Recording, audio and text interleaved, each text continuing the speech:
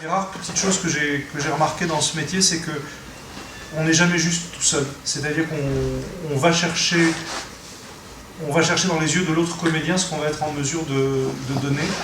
Ça signifie qu'il faut jouer en situation de ne pas savoir ce qu'on va dire dans la seconde d'après. Le cinéma est un métier de peler, comme on pèle une orange, c'est-à-dire qu'on débarrasse le jeu de plein de strates. On n'invente pas le strat, c'est faux. Part de vous, on a plein d'armes qui s'appellent les gros plans, les trucs pour compenser des nuances, des choses comme ça. Donc ce que vous avez à faire vous, c'est être disponible dans la nudité la plus totale et la disponibilité la plus totale. Même s'il y a 1000 façons de jouer une séquence, pour moi, il y a une façon qui est la bonne et qui est celle que j'attends. Enfin, et je dis ça parce que par rapport à tout ce qu'on va faire,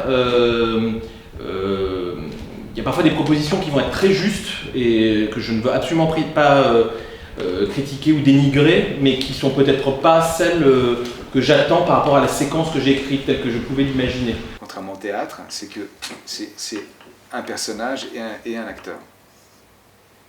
Sauf peut-être il y a des remakes des fois, mais enfin c'est comme ça le cinéma, c'est quand même une rencontre unique entre un acteur et un personnage.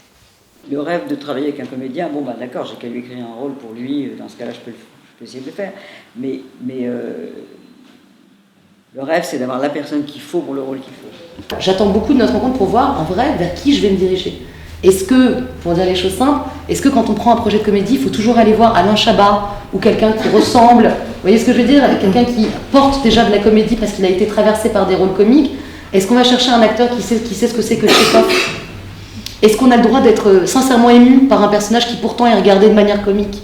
Est-ce qu'il faut être au contraire, sans que ça bascule non plus dans quelque chose de sordide, de sinistre ou de profond ou de trop grave? Vous voyez, donc en fait ce sont ces zones-là, quasiment hormonalement, que j'ai envie de découvrir avec. Je pense que ce qui est important dans notre métier, c'est la sanction. Et la sanction, elle vient de l'impact que peut avoir l'image si on fait du cinéma, et de l'impact que le public vous rend de votre travail quand vous êtes sur scène. Au cinéma, il y a quand même des questions de regard et de placement. Là, on a laissé tout libre, hein, on est d'accord? Oui, bien sûr, bien sûr. Vraiment, après, ça, c'est une autre approche. Vraiment, ouais, voilà.